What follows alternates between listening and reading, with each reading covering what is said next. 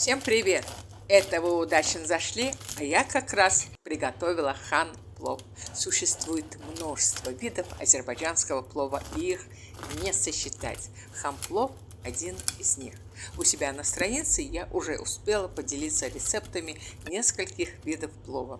Для вашего удобства я собрала их в отдельный плейлист. Внизу под видео оставлю ссылочку на плейлист рецептов плова. А сейчас давайте пройдемся пошагово рецептом хан-плова, этого королевского блюда с изумительным ароматом шафрана вместе. Итак, начну жаркое. Жаркое, конечно, лучше всего приготовить с вечера. Во-первых, так мясо отлично пропитывается ароматами обжаренного лука и букета пряностей. Во-вторых, так практичнее, элементарно, да? По ходу видео вы не раз в этом убедитесь. Перед тем, как приготовить жаркое, надо отварить мясо. У меня сегодня вырезка телятины. Ее можно заменить бараниной, грудинкой курицы или индейки. Я вырезку из телятины предварительно помыла, чуть-чуть просушила ее с помощью бумажного полотенца, но это чисто для удобства, чтобы вода не текла по резаку. При желании этот шаг можно и пропустить. Ну что, я нарезала мясо на кубики примерно по 2 сантиметра. Куски мяса отправляю в кастрюлю, заливаю мясо питьевой водой и отправляю кастрюлю с мясом на плиту. Огонь средний. После того, как снимаю пенку, огонь чуть-чуть убавляю. Варю мясо чуть больше часа, ближе к готовности солю. Вы ориентируйтесь на свою плиту и на мясо, естественно. Например, если применить куриную грудку, ее надо будет варить гораздо меньше. Лук нарезаю полукольцами, чуть-чуть солю и очень бережно перетираю его с солью. Так лук станет вялым, что поможет обжарить его до нежно-золотистого цвета. Желательно, чтобы посуда, в которой жарится лук, была с толстым дном. Если такой посуды нет, то под нее надо бы подложить железку. В сковородку с толстым дном отправляю топленое масло. Да, очень важный момент, друзья. Настоящий азербайджанский плов готовится исключительно на топленом масле. Если по каким-то причинам вы захотите поменять топленое масло на что-то другое, это может быть только высококачественное оливковое масло. Все остальное в азербайджанский плов не вписывается. Ну что, сюда же в сковороду отправляю лук. Обжариваю лук на среднем огне под закрытой крышкой. Периодически помешивая, довожу его до бледно-золотистого цвета. Сюда же отправляю очищенные каштаны, у меня не замороженные. Сухофрукты – это курага, алыча и слива аль-бухара. В сковороду также отправляю отваренное мясо и пряности, а это куркума, имбирь, черный молотый перец и мускатный орех. При желании что-то из пряности можно убрать или наоборот добавить, это ваше право. Но если вы хотите приготовить настоящий азербайджанский плов, то советую сильно не отходить от базовых пряностей. Еще хочу отметить, что если вы не располагаете временем, то можете, конечно же, купить уже очищенные каштаны.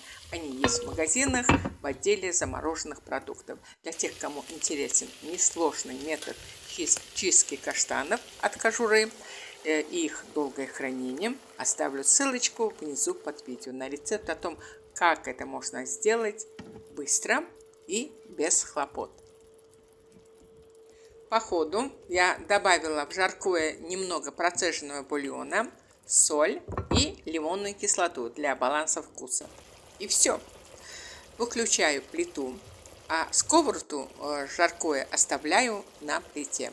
Жаркое хан-плова уже практически готово.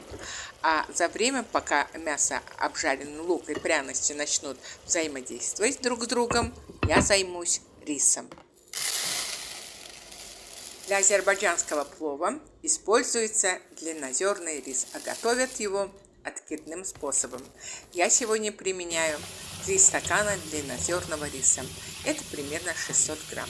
Рис тщательно мою под слегка горячей водой, пока оставляю рис в горячей воде и готовлю посуду, где будет вариться рис.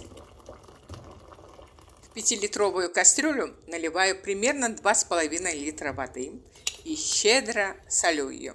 Для экономии времени я использую кипяток из чайника. Насыпаю туда 2 столовые ложки соли с коркой. Мешаю соленый раствор, чтобы соль хорошенько растворилась в воде, и отправляю в бурящую с соленым раствором кастрюлю рис. Рис надо варить в широкой кастрюле недолго, максимум 10-12 минут на большом огне. Вообще должна отметить, что к рису в плове надо относиться очень бережно. Рис нельзя забивать в кастрюлю, как селедку в бочку. Его нельзя мять, его нельзя тереть, иначе рис поломается, и в итоге получится какая-то кашица. Ну что, полусырой рис откинул в дуршлаг, теперь завариваю шафран. Конечно, можно заварить шафран на обычной воде, на кипятке. Я сегодня завариваю шафран на бульоне. Затем на этой же заварке буду томить рис. Так будет вкуснее. Для томления риса я использую 2-3 больших и 2 маленьких лаваша. Я их использую для того, чтобы укутать рис при его томлении.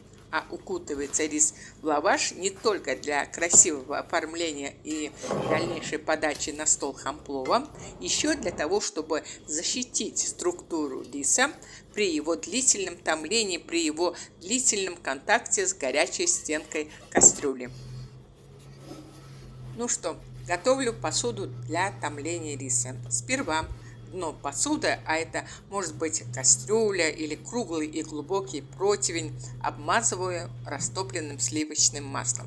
Тщательно, вот прям хорошенько обмазываю кастрюлю растопленным сливочным маслом. Снизу в кастрюлю стелю 1 большой лаваш.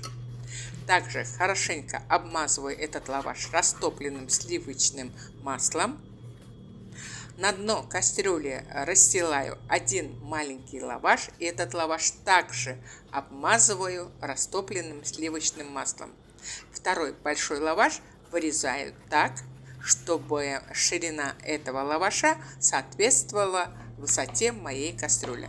Этот лаваш также обмазываю растопленным сливочным маслом. Здесь принцип работы такой.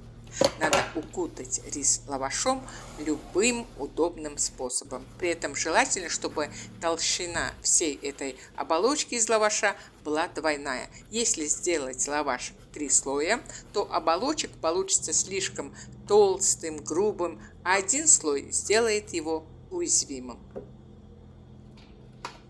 Теперь, когда защитный оболочек для томления риса готов, кружу рис в кастрюлю. Сначала насыпаю в кастрюлю примерно половину отваренного до полуготовности риса. В середине риса делаю углубление.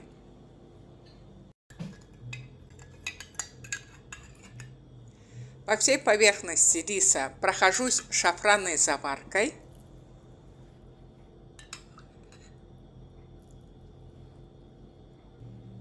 И топленым маслом. Затем отправляю в это углубление все жаркое. После чего засыпаю его остатком отваренного до полуготовности риса. Если при этом образовываются какие-то пустоты, надо их пополнить, но без фанатизма. Иначе при подаче на стол оболочек хамплова может осесть, в результате чего может появиться трещина и шапка может порваться. Сверху риса прохожусь растопленным сливочным маслом и шафранной заваркой. Теперь давайте разберемся, для чего же все это делается. Вообще, отличительной чертой азербайджанского плова это его рассыпчатость. Добиться такого эффекта можно только соблюдением определенной технологии. Вот надо создать в кастрюле такую среду, чтобы при томлении крупинки риса не прилипались друг к другу. Этому препятствует животный жир. А шафранная заварка поможет рису раскрыться, ну и довариться, допекаться. Вот почему рис варится всего лишь до полуготовности. А если доварить рис до полной готовности, то после томления от него останется одна кашица.